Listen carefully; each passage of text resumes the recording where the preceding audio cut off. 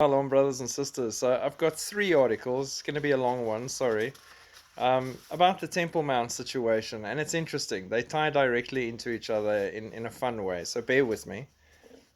The first one is Likud MK presents plan to divide the Temple Mount between Jews and Muslims. Now, this is one of the options that a lot of Christians and pastors and ministers and so on, and even rabbis have postulated as an option to be able to build a third temple. Let's just split it down the middle. They take half, Jews take half, everybody's happy. We can come to some sort of an agreement. The other option everyone postulates is the destruction of the Dome of the Rock to get it out of the way, or the removal brick by brick of the Dome of the Rock back to an Arab country. These are all options. Then there's the other option of realizing that the city of David and his temple was actually not in that spot, but on a various other spot just outside the city, which they've also found with archaeology. So there's a lot of thinking all around this, and we can delve into that on a video on its own at some stage. But they're looking at the main Temple Mount, and this is the thing that brought all this chaos up.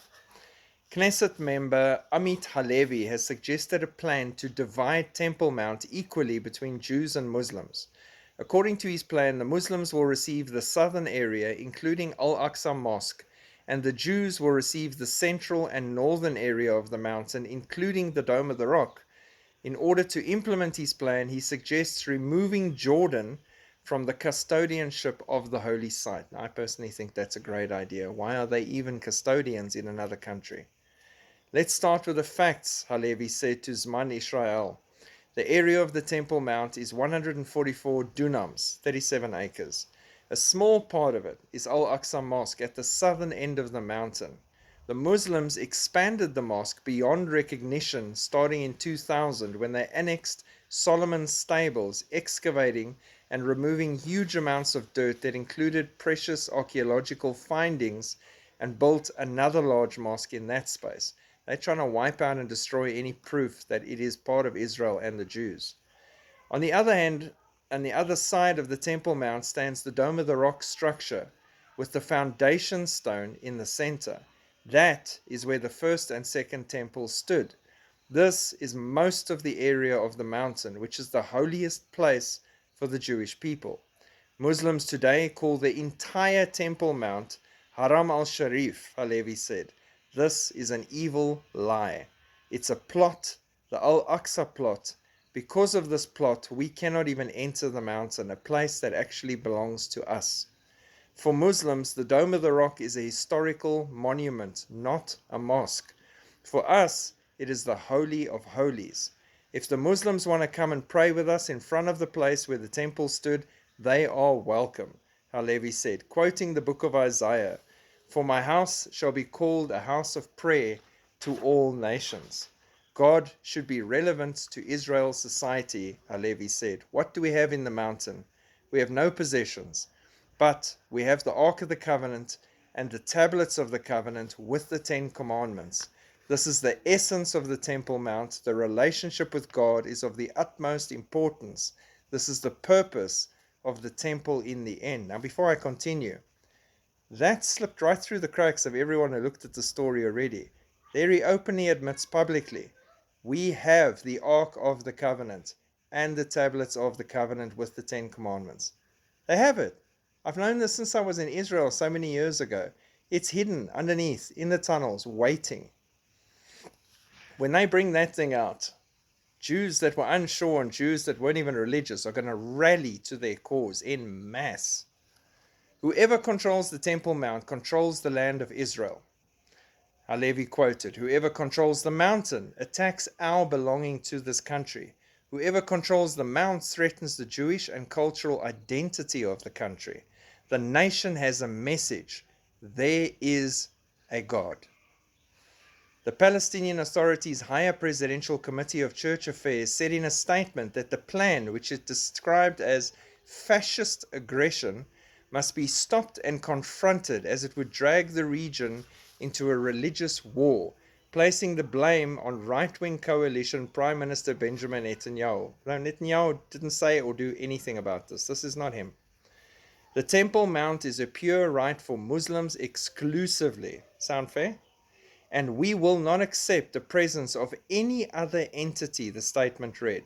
Just as the Church of the Holy Sepulchre is a pure right for Christians and sharing it is a violation of sanctities, defending Al-Aqsa is a national, Arab, Islamic, and Christian duty. How confused are they? What the heck? Now Christians must go and defend their sick, try and take over of the mosque and de-Judaizing of Israel. Palestinians rail at Likud lawmakers' proposal to divide the Temple Mount. The PA's Mohammed Shtayyeh warned that a plan to divide the temple between the Jews and Muslims will cause overwhelming anger, the results of which cannot be expected, PA Minister Mohammed Shtayyeh warned on Monday in opening remarks. He called on Arabs, Muslims, and the rest of the international community to move from issuing condemnations to imposing sanctions on Israel to prevent any changes at Al-Aqsa Mosque, which is a violation of their rights. Okay, he's talking about the entire Temple Mount. The proposal has triggered a wave of condemnations by many Palestinians, some of whom warned it will lead to religious war. Jordanian, Egyptian politicians and Muslim clerics have warned against dividing Temple Mount, and such a move will have serious repercussions. The Supreme Muslim Council in East Jerusalem warned any plan to divide Temple Mount will be considered dangerous and result in the loss of Al-Aqsa Mosque. The council said it was strongly opposed to ending Jordan's rule as custodians of the holy site in Jerusalem and called for preventing Jews from entering the mosque. Aqsa is a red line, they cautioned. The PA Ministry for Jerusalem Affairs condemned the talk of the division, saying it is very dangerous and will lead to religious war. This can and will lead to religious war unless they find someone, and I'm just spitballing here, antichristish guy that can come in and calm everyone's tempers and flares and make a deal for them and get the temple built. Maybe that happens soon. Just a hunch, leaning on the word of God here. Then this is hilarious to wrap it up. Muslims again admit that Jewish temples stood on the Temple Mount. Long before the Dome of the Rock and Al-Aqsa Mosque, the Jewish temple dominated Jerusalem's skyline, and a new photo book confirms it. One of the cornerstones of the Palestinian narrative is that the Jews have no history in the land of Israel, and that's hilarious, and in particular of Jerusalem's Temple Mount. They use this lie to foment unrest by claiming the Zionist occupiers are trying to Judaize what has only ever been a Muslim holy site. That's like us going to their holy Kaaba and building a church and saying there's never been any proof that that belonged to the Muslims at all, and there's never been anything of theirs built there. What? Those who believe the Bible is accurate know that this is a bald-faced lie. And who's the father of lies? The same person they're worshipping.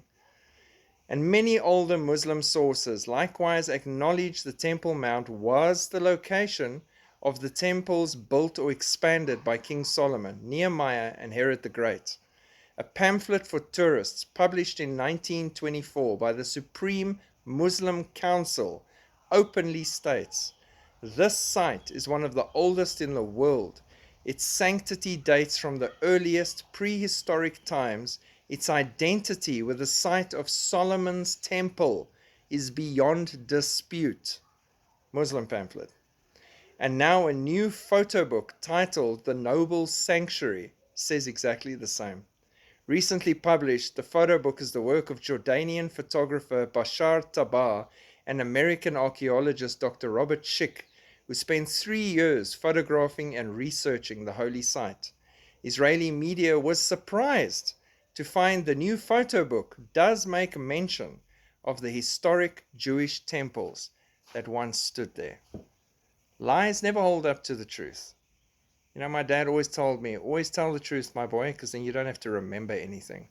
When people lie, they have to keep their ducks in a row and try and remember what lies they told. And those lies always come around and bite them. Father of lies is the devil. And it always works to your detriment. And we consistently see this in these situations. So interesting, exciting, converging, everything drawing together for the end of human history. If I had a David Attenborough voice, I'd say, behold, we have come to the end of human history, where the species is now in strong decline and in delusion of who they're supposed to be by accepting Jesus Christ. Instead, they've chosen darkness and destruction. It's crazy. Absolutely crazy. But we will continue reaching and pulling as many starfish off the beach as we can. That is our job. That is the Great Commission, and it involves every single one of us until He comes to fetch us. God bless. Pray for the peace of Jerusalem. Pray for the Jews. Pray for Israel. Shalom.